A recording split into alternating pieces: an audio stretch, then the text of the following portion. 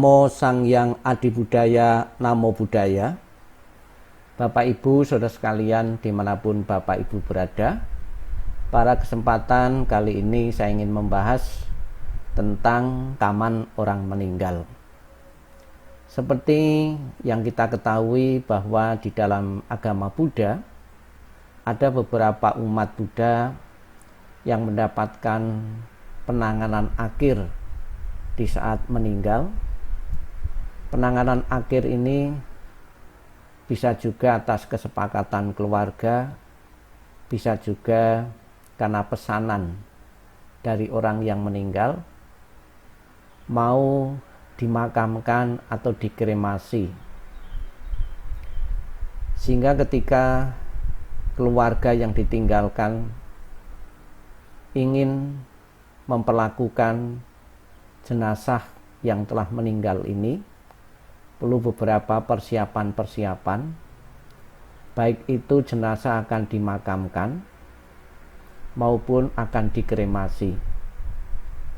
Tidak sedikit yang kita alami di lapangan bahwa ada beberapa penanganan, khususnya penanganan kremasi, itu tidak semua setuju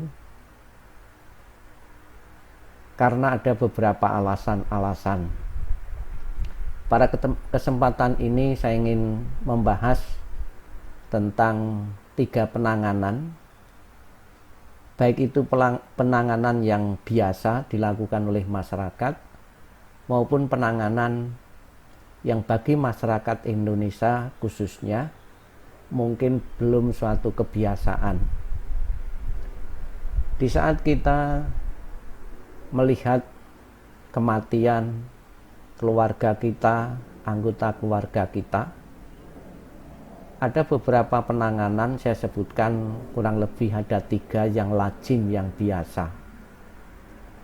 Di dalam tradisi Buddhis maupun India kuno, satu penanganan, contohnya penanganan pemakaman, atau di dalam bahasa Pali itu namanya mata kica, adalah upacara yang berhubungan dengan pembuangan tubuh ketika seseorang meninggal.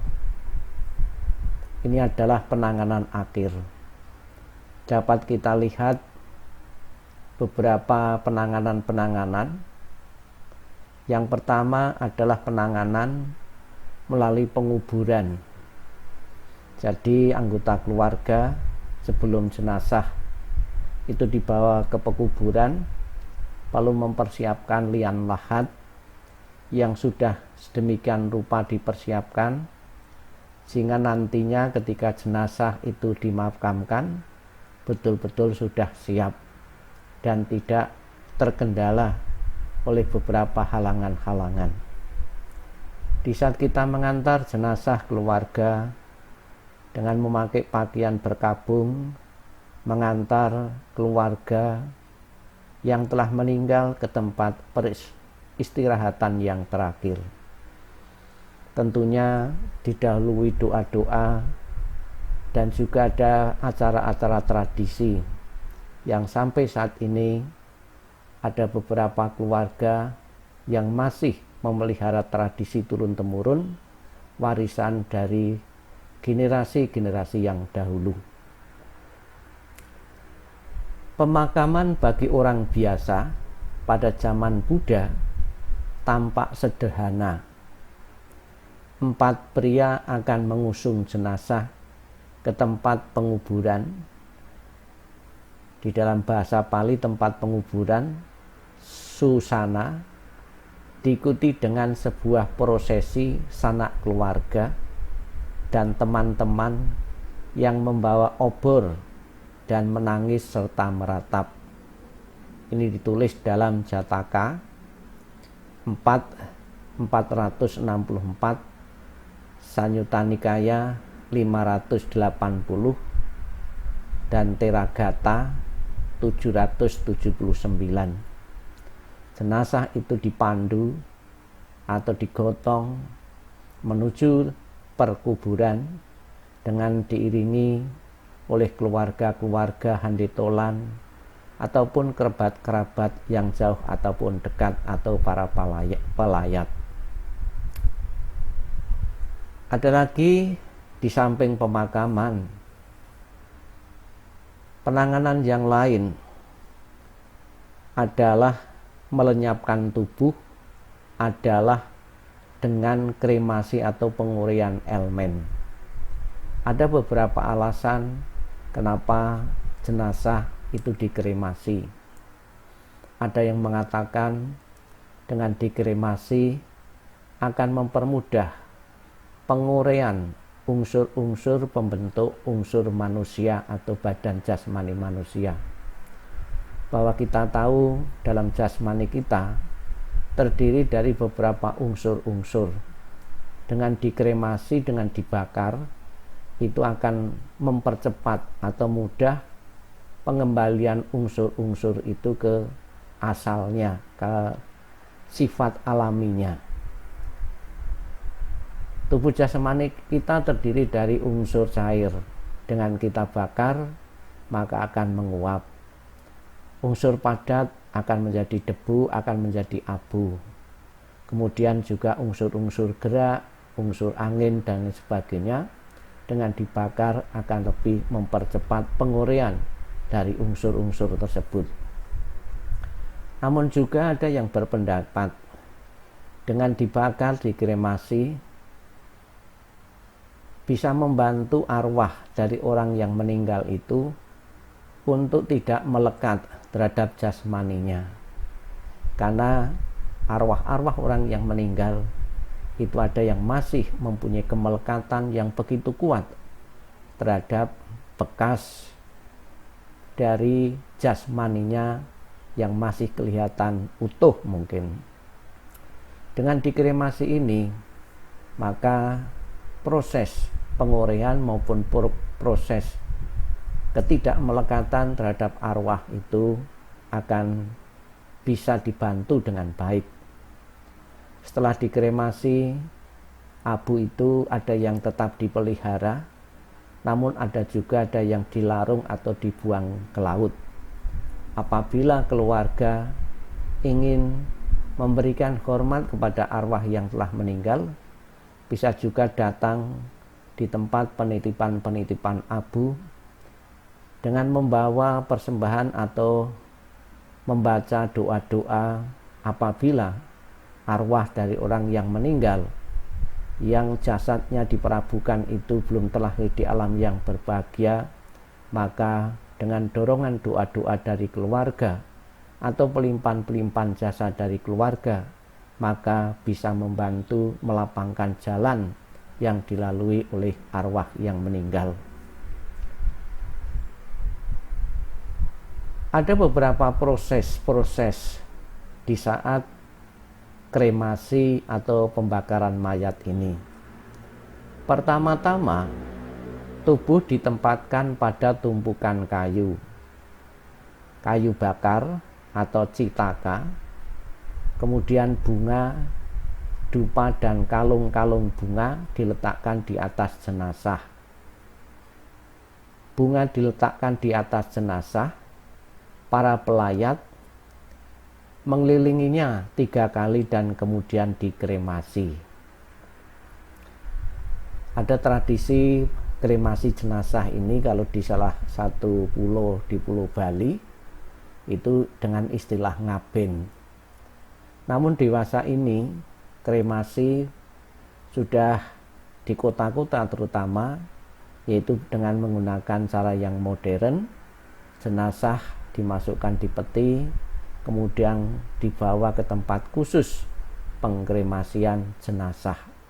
Di situ para keluarga pun juga mengantar, dan juga proses kremasi, proses pembakaran mayat ini akan berlangsung dengan cepat. Kemudian setelah dibakar, ada beberapa relik-relik atau sisa-sisa pembakaran, yaitu berupa tulang-tulang. Bagi kalangan umat Buddha, ada beberapa istilah sisa pembakaran yang sering kita kenal dengan relik-relik atau sisa pembakaran. Ada yang meyakini bahwa kualitas dari relik-relik ini bisa sebagai petunjuk atau pertanda tentang kehidupan spiritual yang pernah dialami, yang pernah dijalani oleh orang yang meninggal tersebut. Namun tentunya ini adalah tergantung dari keyakinan seseorang. Kemudian di tempat yang lain proses penanganan akhir dari jenazah dari mayat ini di suku tertentu bisa juga dikubur atau dimasukkan di gua atau di tebing, ya. Kita lihat di salah satu suku Toraja. Kemudian ada juga di salah satu daerah tertentu, yaitu di Bali, di Trumyam. Itu jenazah ini diletakkan di bawah sebuah pohon yang besar. Ternyata di situ tidak menimbulkan bau yang busuk yang menyengat, karena bau yang busuk itu sudah dominan lagi, karena di situ ada pohon yang besar yang bisa menyerap dari bau-bau busuk mayat ini. Ada lagi tradisi di luar negeri, yaitu di Tibet. Ada beberapa jenazah-jenazah itu diberikan burung-burung pemakan jenazah, pemakan mayat ini. Ini juga diyakini bahwa tubuh jasmani manusia alangkah lebih bermanfaat untuk makan burung-burung ini. Dan juga ini tentunya disesuaikan, beradaptasi dengan lingkungan dan alam, karena di situ kondisinya untuk dimakamkan itu tidak mendukung. Bapak Ibu Saudara sekalian yang saya hormati, tentang kematian ini bagi umat Buddha itu juga berguna, bermanfaat, bisa digunakan untuk meningkatkan kualitas kehidupan spiritual kita, di mana seseorang yang bermeditasi bisa mengambil objek dari proses jenazah-jenazah orang yang meninggal, proses pembusukan. Ini bisa dipakai, bisa digunakan untuk menyadarkan kita bahwa proses pengurian fisik jasmani manusia adalah sesuatu yang tidak bisa dielakkan dan juga bisa membantu kita untuk mengatasi kesombongan-kesombongan. Disebutkan di dalam kitab suci demikian: pada hari ke-12 atau ke-13 setelah kematian, upacara sada dilakukan dengan mempersembahkan makanan, pakaian, dan pemberian lain kepada para brahmana atas nama yang meninggal. Ini tulis dalam Digha Nikaya 197. Istilah yang umum di kalangan umat Buddha adalah dengan istilah pelimpahan jasa. Berbuat kebajikan, jasa kebajikannya dilimpahkan kepada leluhur-leluhur yang telah tiada untuk membantu. Semoga arwah leluhur bisa terlahir di alam yang berbahagia. Ditulis dalam kitab suci, kita bisa belajar dan bisa mengetahui tentang proses pemakaman, penanganan akhir dari jenazah Sang Buddha.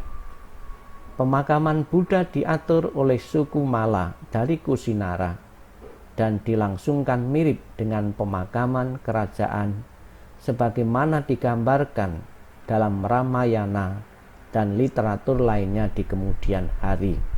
Kita bisa lihat tentang wafatnya Sang Buddha di Kusinara dan diperlakukan penanganannya seperti pemakaman seorang raja. Suku Mala mendirikan tenda dan menetap beberapa hari untuk menghormati tubuh Buddha dengan dupa dan kalung bunga dan menyertakan musik juga tarian sebagai salah satu bentuk wujud bakti dan hormat kepada seorang Buddha yang telah wafat. Tubuh Buddha kemudian dibawa melalui kota, melalui gerbang timur dan kemudian dikremasi. Abu orang yang mulia umumnya kemudian disemayamkan di bawah bumbung tanah atau tupa seringkali ditelakkan di persimpangan jalan satu Maharapata. Dalam hal Buddha, abunya dibagi menjadi 8. Setiap bagian ditempatkan dalam sebuah bumbung tanah. Ya.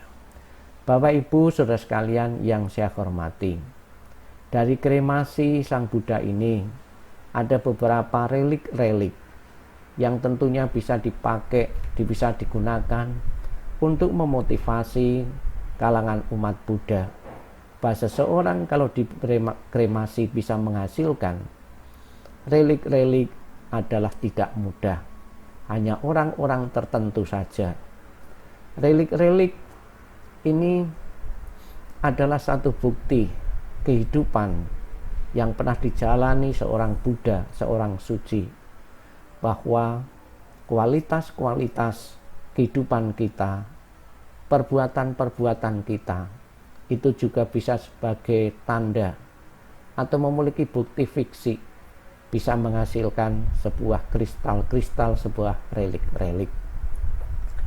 Bapak Ibu saudara sekalian yang saya hormati, marilah kita setelah mendapatkan pelajaran tentang pemakaman, tentang penanganan jenazah yang lazim dilakukan oleh umat Buddha, baik itu lewat pemakaman maupun lewat kremasi maupun diberikan kepada binatang-binatang pemakan jenazah, kita bisa menggugah semangat kita bahwa kualitas kehidupan kita juga akan menentukan kualitas fisik kita.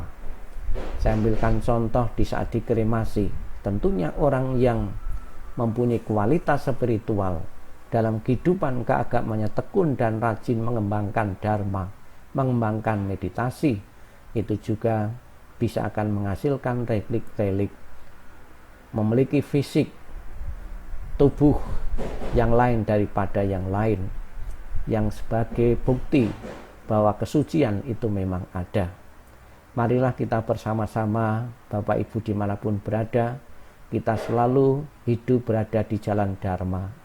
Dengan selalu hidup berada di jalan Dharma, pasti kita akan mendapatkan kualitas-kualitas kehidupan saat ini lebih baik, dan setelah tiada, kita pun juga akan menghasilkan jejak-jejak kesucian yang tentunya itu yang kita harapkan. Semoga semua makhluk dimanapun berada selalu berbahagia dan sejahtera. Sabi sata bawantu sukitata. Semoga semua makhluk hidup berbahagia dan sejahtera. Sadu, sadu, sadu.